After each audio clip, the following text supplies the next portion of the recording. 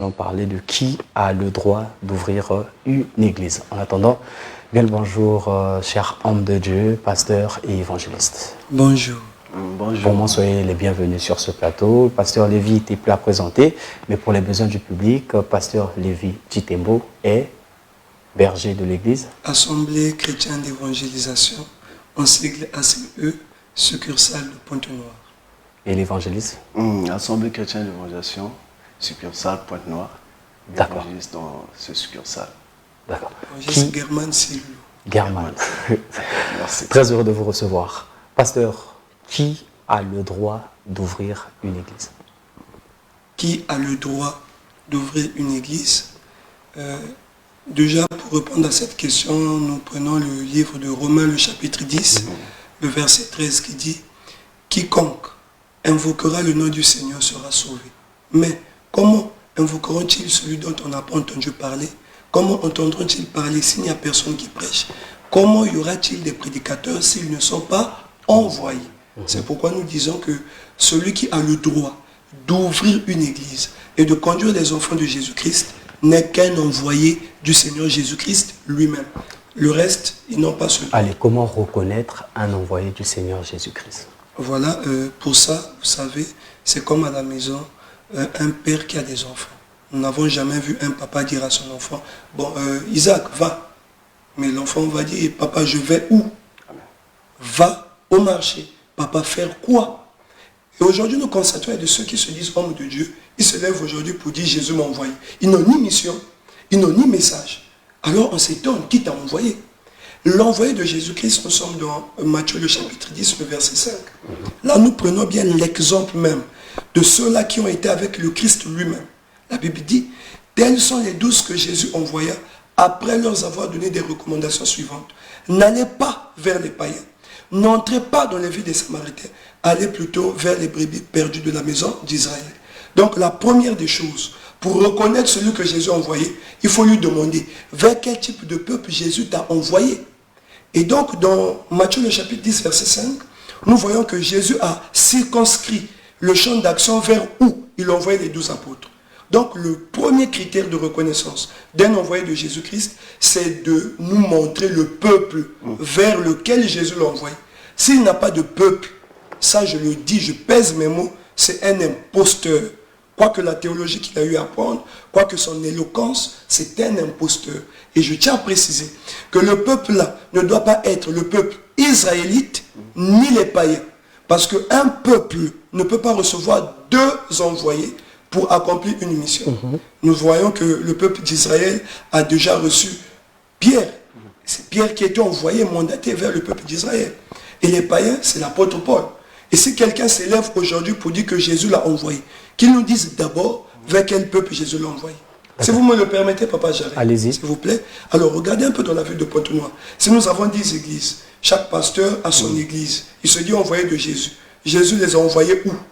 Si déjà les 12 envoyés vers le peuple d'Israël, ils n'étaient pas séparés. Ils étaient tous là, ensemble, accomplissant une même mission. Pourquoi toutes ces églises-là, je ne sais pas, ils sont envoyés à combien de peuples? Si c'est vers le même peuple qu'ils sont envoyés, pourquoi ils sont séparés? D'accord, je reviens vers vous, pasteur Lévi Titembo, parce qu'on est en train de parler de qui a le droit d'ouvrir une église, pour m'adresser donc à l'évangéliste German. Vous avez un programme au niveau de l'Assemblée chrétienne d'évangélisation. Oui, nous avons un programme qui fonctionne bel et bien.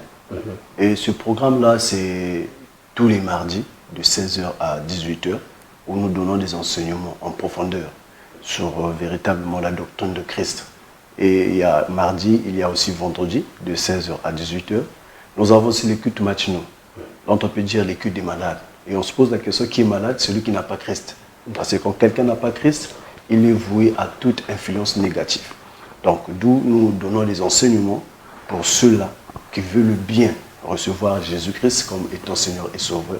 Et ces cultes-là se déroulent tous les lundis, les mercredis et jeudis, de 6h pile à 7h pile.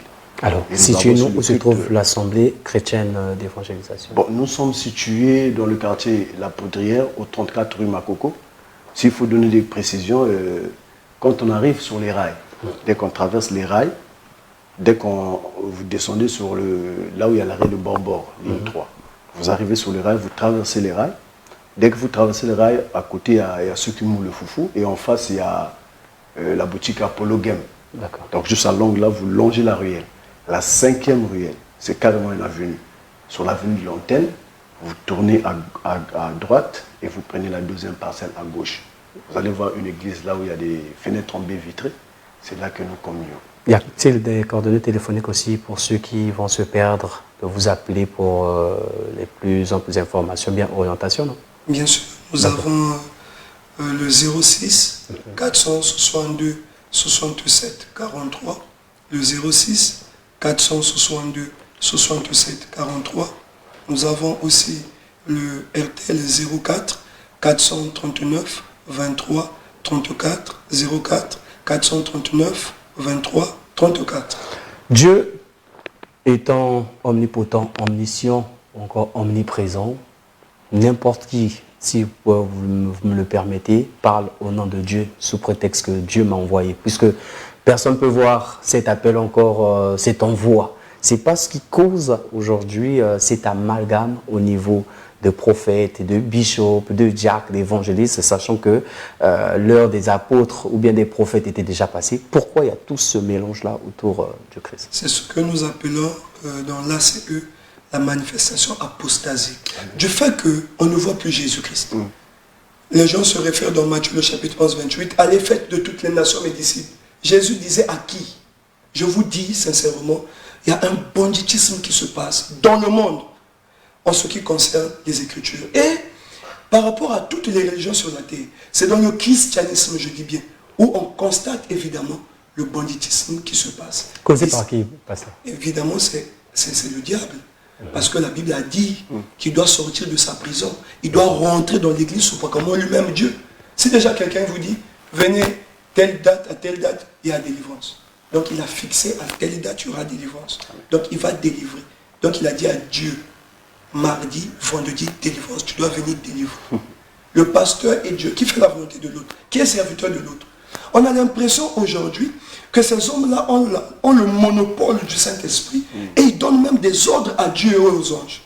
Ça laisse à réfléchir. C'est pourquoi nous disons que la pagaille qu'il y a aujourd'hui dans l'Église, c'est à cause de la manifestation apostasique.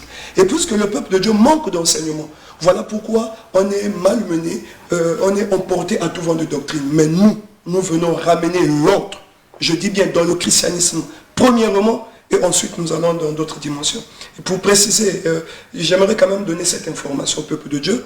Du 1er juin au 28 juillet, nous aurons une grande campagne d'évangélisation dans la ville de Pointe-Noire. Nous aurons même notre aîné, s'il faut dire le premier fils de notre envoyé, qui va descendre du Gabon pour cette grande campagne d'évangélisation. Donc je salue notre apôtre patriarche, Papa Gaëtan Joël Bilongo, qui sera avec nous, et lui-même le récipiendaire des âmes égarées, l'envoyé Aimé Michel Chitembo, que je salue. Et donc nous serons ici pour 2 mois de campagne d'évangélisation. Et là, nous allons développer sur qui a le droit d'ouvrir une église et de conduire les enfants de Dieu. Dans ce thème-là, nous allons soutirer des sous-thèmes dont les imposteurs là utilisent pour égarer les enfants de Dieu. À l'exemple, la délivrance, je commençais déjà à parler de ça. Le sang sur la maison, le sang, nous allons donner quel est le rôle du sang. Le sang qui a coulé sur la croix, la place de la croix, c'est où? Quelle est la signification de la croix? Nous allons descendre dans plusieurs thèmes et je pense qu'au sortir de cette grande campagne d'évangélisation, plusieurs des enfants de Jésus-Christ dans la ville de Pointe-Noire seront éclairés. Évangéliste German, par rapport à notre thème, qui a le droit d'ouvrir une église, y a-t-il quelque chose à ajouter à votre niveau? Bon, vraiment, l'heure est grave où véritablement que l'église doit redorer son blason. Parce que beaucoup de gens se lèvent au nom de Jésus-Christ, dire que Jésus les a envoyés, tandis que non. Merci pour le berger qui nous a donné des éclaircissements pour dire quand Jésus envoie un serviteur, il l'envoie vers un peuple avec un message bien précis et une mission qui n'avait jamais été accomplie auparavant. C'est là où même Matthieu 10:5 nous dit que tels sont les 12 que Jésus envoya après leur avoir donné quelques recommandations. Donc avant d'être envoyé, tu dois d'abord recevoir quoi? Des recommandations. Et ces recommandations-là ne se donnent pas dans une école théologique. Ces recommandations-là ne se donnent pas d'un homme à un homme, mais ces recommandations se donnent par Jésus-Christ lui-même qui t'enrôle, qui t'enseigne, qui te dit ne va pas là-bas, mais toi, va vers ce peuple-là, va dire ceci et regarde ce que tu dois faire. Et sur ces recommandations, il lui ajoute des travaux. Aujourd'hui, nous constatons un amalgame. Beaucoup de gens utilisent des travaux des 12 apôtres en prêchant le message de Moïse. Tu vas voir quelqu'un qui va prêcher un message de Jean-Baptiste qui va utiliser les travaux de Paul. Et quand on parle là des travaux, on voit aujourd'hui des pochettes. Des gens qui commencent à aller consulter même des féticheurs pour avoir de l'onction. Bon, on ne peut pas appeler ça aussi l'onction parce que l'onction vient du Saint-Esprit. Pour avoir ce qu'on peut appeler l'engouement. Tu vas voir dans une église quelqu'un qui va exhiber une pochette comme ça, là c'est tout le monde qui tombe et on se dit que Dieu est là. Donc l'heure est venue où la vérité doit être annoncée aux enfants du Seigneur Jésus-Christ, d'où cette campagne que nous avons prévu faire du 1er juin au 28 juillet, en sorte que tout enfant de Dieu soit en mesure d'éprouver tout ce que se disent apôtres et qui ne le sont pas. Et que chaque jour qu'on commence à trouver qui est monteur et qui sert véritablement le Seigneur Jésus-Christ. D'accord. Permettez ma question, Pasteur Lévy, je sais qu'on va terminer par là, mais qu'est-ce qui rassure que vous avez la vérité? Très belle et où question. encore, vers quel peuple plutôt Dieu vous envoie? Très belle question. Je ne m'en vais pas maintenant là dévoiler vers quel type de peuple Dieu nous a envoyé. Dieu a envoyé le serviteur, le choisi, celui que nous appelons l'envoyé, le récipiendaire des âmes égarées.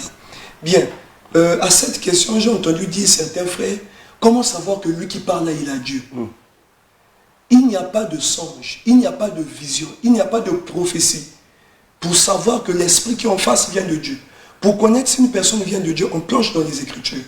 Et parce qu'il y a de cela, il y a des décennies de cela, le peuple de Dieu n'avait pas la connaissance de savoir comment éprouver, comment savoir si une personne est mandatée par Dieu ou pas. Aujourd'hui, nous sommes venus avec les critères de reconnaissance de celui que Jésus-Christ a envoyé. Si nous pouvons appliquer ces critères de reconnaissance à n'importe qui, nous aurons la facilité de savoir si cet homme vient de Dieu ou pas. Et ces critères-là aussi, le peuple de Dieu pourra appliquer ça à nous pour savoir si nous venons de Dieu ou pas. C'est ce que j'appelle même le baromètre, qui teste la pression nécessaire pour savoir si Dieu est là ou Dieu n'est pas là. Donc aujourd'hui, ça c'est un message que les enfants de Dieu sur la face de la terre ne possédaient pas, que nous amenons maintenant.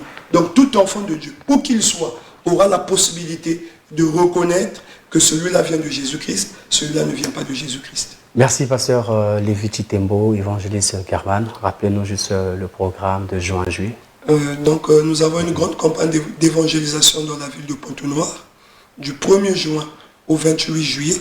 Je pense même que nous allons prendre l'espace ici à MCR pour bien alimenter notre campagne d'évangélisation.